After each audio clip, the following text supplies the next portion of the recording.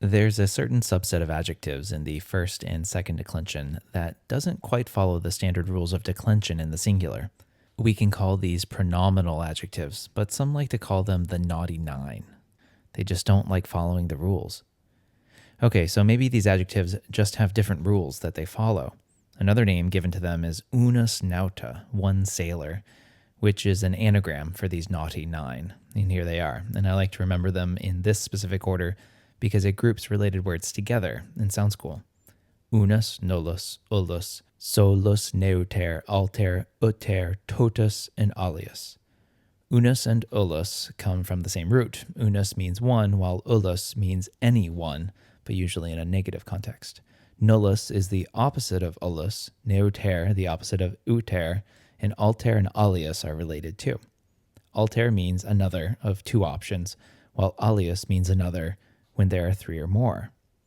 In fact, the definitions for these illustrate that they are a different class of adjective, pronominal adjectives, since they resemble a pronoun by identifying or specifying rather than simply describing, like the word pretty, which just describes. This different class gets a slightly different declension, but only in the singular. And here it is.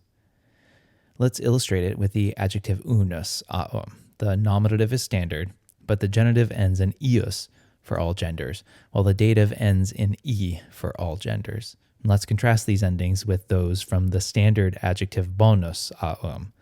But if you know anything about demonstratives, words like ille, illa, illud, this pattern looks pretty familiar. Remember, demonstratives are words that point out and specify rather than describe, and are sometimes used as pronouns. Like ille by itself could be that guy or just he. So unus shares its declension with these demonstratives because their function is also similar. The plural declension for these is regular and follows first and second declension rules. Well, although the plural for unus is rare, how can you have more than one of the word one? Well, unus can also have the meaning of same or only, and so this works in the plural too. It also happens in situations where a poetic plural is used for the singular, or other words like castra that are plural but with a singular meaning. Likewise, there's this phrase, uni et alteri, the ones and the others, or rather, one group and the other. So let's check this out in context. To say, I am giving this gift to you alone, you would say do donum tibi soli, where soli is the dative singular, agreeing with tibi, even though you would say te solum amo, for I love you alone. Here's a famous example from Virgil's Aeneid, Book 1, line 41, a prepositional phrase that I've rearranged from its poetic structure. Ob noxam unius Ajax, on account of the rage of one man, Ajax. The adjective unius is in the genitive singular, modifying Ajaxes, itself a third declension genitive singular.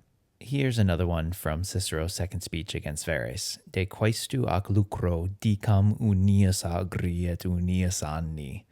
I shall speak about the business and profit of one field and of 1 year. Each unius describes a genitive.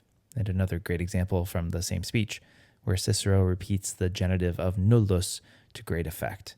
Nullius res tuta, nullius domus clausa, nullius vita saepta, nullius pudicitia munita.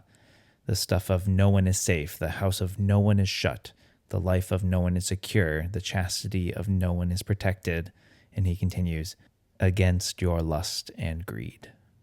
And like anything in Latin, there are exceptions. First, in poetry, the long I in the genitive singular ending ius gets shortened to fit into the meter of the verse. So from the phrase from Virgil above, it's technically unius Ajax, not unius. Also, the genitive sometimes shortens to just an is, like in this example from Terence. Unis modi, of one measure, although that sometimes is just a feature of early Latin. And there are scores of examples of writers forgetting entirely about this pronominal declension in providing words with the standard first and second declension genitive and dative endings. It happens. So these are the naughty nine. It's relatively simple. These adjectives aren't quite descriptive words, they're pronominal, and their declension in the genitive and dative singular reflects that they are slightly different. Just keep in mind these two cases, and you should be set.